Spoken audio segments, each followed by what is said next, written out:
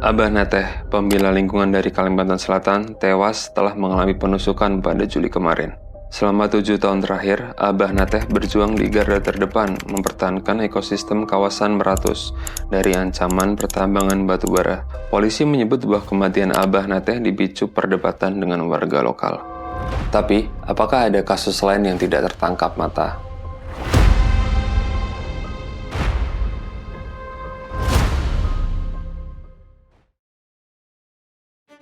Walhi Kalimantan Selatan meminta polisi untuk menyelidiki lebih jauh terkait kematian Abah Nateh. Walhi percaya kematiannya bisa jadi berhubungan dengan perannya sebagai pembela lingkungan dan insiden intimidasi sebelumnya ketika proses sidang gugatan terhadap sebuah izin tambang berlangsung. Abah Nateh bukan contoh tunggal ketika pembela lingkungan meninggal dengan kondisi mencurigakan. Pada 2019, advokat Walhi Sumatera Utara, Wilfried Siregar, tewas dipicu pendarahan di bagian kepala setelah ditemukan dalam kondisi tidak sadar di salah satu ruas jalan di Medan. Indikasinya ada hantaman keras yang mengenai kepala Wilfried. Polisi sendiri mengatakan bahwa Wilfried meninggal sebab kecelakaan tunggal. Wilfried sebelum meninggal diketahui tengah aktif menolak keberadaan PLTA Batang Toru yang dianggap mengancam habitat orangutan yang baru saja teridentifikasi. Pengelola Batang Toru pernah menegaskan agar publik tidak menghubungkan kematian Wilfried Siregar dengan pembangunan yang ada. 2 tahun kemudian, kasus serupa kembali muncul dengan korban bernama Jurkani, pengacara asal Kalimantan Selatan, yang tewas setelah dibacok kelompok yang diduga adalah penambang ilegal. Jurkani dikenal melawan tambang-tambang tak berizin di Kalimantan Selatan. Polisi mengatakan bahwa pelaku berada di bawah pengaruh alkohol, dan keterangan resmi polisi tidak mempertimbangkan advokasi Jurkani sebagai faktor. Data yang dihimpun Auriga Nusantara sejak 2018 menyebut bahwa setidaknya 13 pembela lingkungan meninggal dunia, dan kematian mereka diduga kuat terhubung dengan aktivisme yang dilakukan.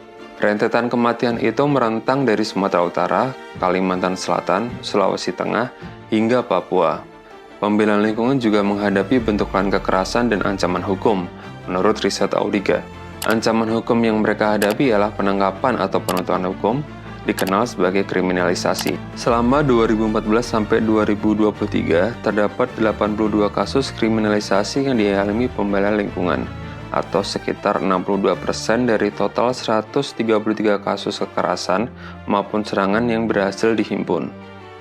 Di bawah kriminalisasi ada ancaman fisik, intimidasi, pembakaran rumah, dan deportasi. Hampir separuh kasus ancaman terhadap pembela lingkungan, mengutip data Auriga Nusantara, terjadi di tambang dan energi. Kenapa serangan terhadap pembela lingkungan marak terjadi dan terus berulang? Kita lihat sebenarnya kekerasan terhadap defenders ini kan menguat seiring dengan agenda-agenda dari ekspansi kapital terutama ya, yang mana mereka membutuhkan sebuah stabilitas ekonomi ya, dan juga membutuhkan yang namanya iklim yang kemudian mampu membuat mereka untuk terus secara stabil untuk memperluas ekspansi mereka gitu ya. Itu tadi Agung Wardana, dosen hukum lingkungan UGM. Ia berkata bahwa tekanan hukum dan serangan muncul sebagai hasil persekutuan antara negara dan korporasi. Misalkan ketika kelompok-kelompok masyarakat ini tidak mau masuk dalam proses-proses proyek-proyek yang bisa dikooptasi oleh korporasi dan negara, maka jalan satu-satunya yang digunakan oleh negara untuk mendisiplinkan mereka adalah kekerasan, gitu ya. Baik kekerasan langsung, ya, misalkan dalam bentuk penculikan atau pembunuhan, tapi juga kekerasan simbolik melalui jalan hukum. Keadaan yang memprihatinkan tak sekedar muncul di Indonesia. Dalam lingkup global, mengutip data Global Witness, terdapat 1.910 pembela lingkungan yang tewas selama 2012 sampai 2022. Dan ini besar kemungkinannya melebihi apa yang didokumentasikan. Di Indonesia, perjuangan untuk mempertahankan lingkungan dari gempuran pembangunan bukan hal yang mudah. Jika tidak ada upaya serius untuk melindungi pembela lingkungan, maka kasus-kasus seperti kematian dan pembungkaman bisa jadi akan terus terulang.